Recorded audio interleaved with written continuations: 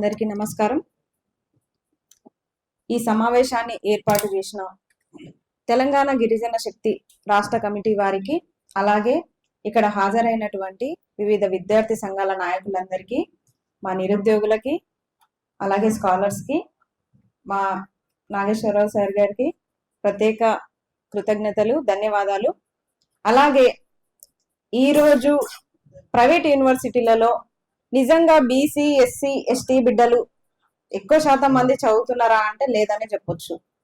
మనం అందరం గేటు బయట కొట్లాడతాము, రిజర్వేషన్లు, రియంబర్స్మెంట్లు అని గేటు బయట మనం కొట్లాడతాము, బౌన్సర్లతో మనం తన్నులు తింటాము. లోపల మాత్రం టేబుల్ పైన చేతులు పెట్టి మంచిగా క్యాష్ పెట్టి కోట్లకు కోట్లు, లక్షలకు లక్షలు పెట్టి వాళ్ళ సీట్లు కొనుక్కుంటారు.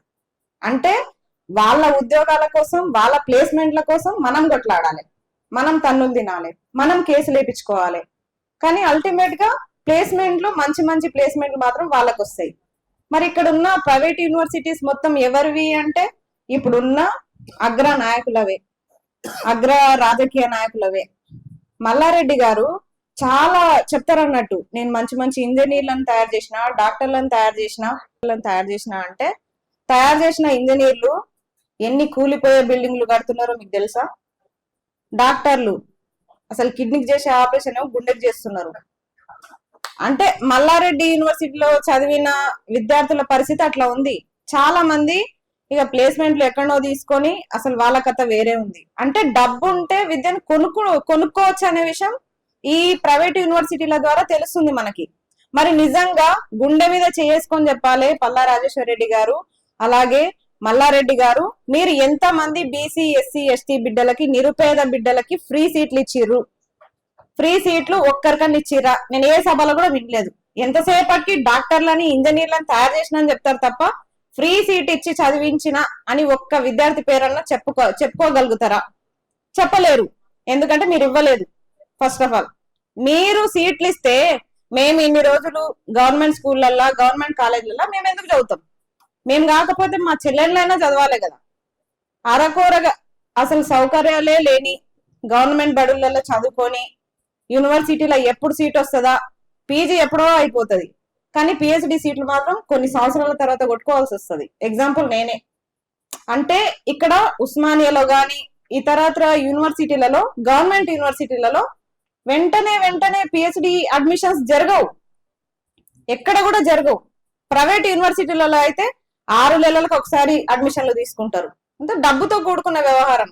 ఇక్కడ ఒకవేళ గవర్నమెంట్ యూనివర్సిటీలని బాగుపరచాల్సి వస్తే ఇక్కడ రిజర్వేషన్లు ఇవ్వాల్సి వస్తుంది, హాస్టల్ వసతులు కల్పించాల్సి వస్తుంది. మొన్న చెప్పినట్టు ఉస్మానియాకి 1000 కోట్లు కూడా ఇవ్వాల్సి వస్తుంది. అదే ప్రైవేట్ యూనివర్సిటీ అయితే 2000 కోట్లు రిటర్న్ వీళ్ళకే వస్తాయి కదా.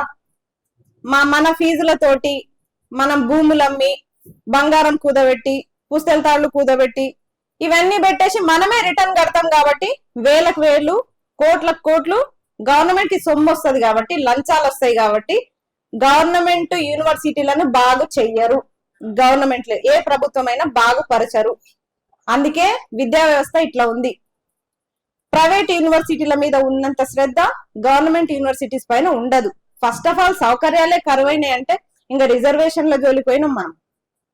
నిజం. ఇప్పటికీ మేము గేట్ల బయట మేము కొట్లాడుతున్నాం, లోపల మాత్రం జరిగే అడ్మిషన్లు జరుగుతూనే ఉన్నాయి.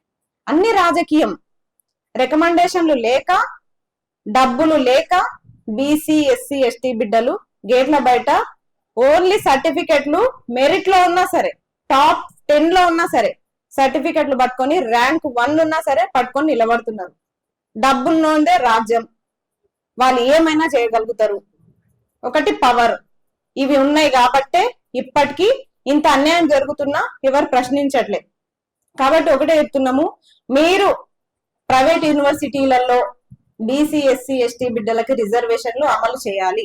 ఒకవేళ చెయ్యకపోతే మాత్రం తెలంగాణలో మీ యూనివర్సిటీలను రద్దు చేపిస్తాం. ఇది హెచ్చరికనే. మా యూనివర్సిటీలను, గవర్నమెంట్ యూనివర్సిటీలను బాగు చేయించుకుంటాం, మీ ప్రైవేట్ యూనివర్సిటీలని అడ్రస్ లేకుండా చేస్తాం. అసలు యూనివర్సిటీలే లేని మీ ప్రైవేట్ కాలేజెస్ కానీ, మీ యూనివర్సిటీలు కానీ మాకెందుకు? రిజర్వేషన్లు లేని యూనివర్సిటీలు మాకెందుకు? మాకు విద్యను అందించలేని మీ యూనివర్సిటీలు మాకొద్దు. కాబట్టి నిరుద్యోగులుగా చెప్తున్నాం, రాబోయే భవిష్యత్ తరాల భవిష్యత్తుకు ఈ మా నెక్స్ట్ జనరేషన్ కోసం కూడా మేము చెప్తున్నాం, ఖచ్చితంగా మీరు ప్రైవేట్ యూనివర్సిటీలలో రిజర్వేషన్లు తప్పకుండా అమలు చేయాలి. ఎందుకంటే రాజ్యాంగం అందరికి రిజర్వేషన్లు కల్పించాలనే చెప్పింది. మీరు ప్రైవేట్ యూనివర్సిటీలో రాజ్యాంగం వర్తించదు, గవర్నమెంట్ యూనివర్సిటీలలో మాత్రమే వర్తిస్తుందని రాజ్యాంగంలో ఏ ఆర్టికల్ కూడా చెప్పలేదు. మీరు కొత్తగా ఇప్పుడు సిస్టమ్ ని మార్చక్కర్లేదు. రాజకీయ నాయకులు మీకు పరిపాలన మేము అవకాశం కల్పించింది మా బీసీ ఎస్సీ ఎస్టీ బిడ్డలకి న్యాయం చేస్తారని, కానీ ఒక వర్గానికే మీరు న్యాయం చేసి మిగతా వర్గాలను మీరు అనగదొక్కే ప్రయత్నాలు చేస్తే మాత్రం అధిక మొత్తంలో ఉన్నది మేమే, మిమ్మల్ని నెక్స్ట్ ఎన్నుకునేది మేమే. అసలు మీరు ఎక్కడ ఉంటారో కూడా ఒకసారి గుర్తుంచుకోవాలి. కాబట్టి ఇక్కడ మా రిజర్వేషన్లు మాకు వర్తింపజేయాలి.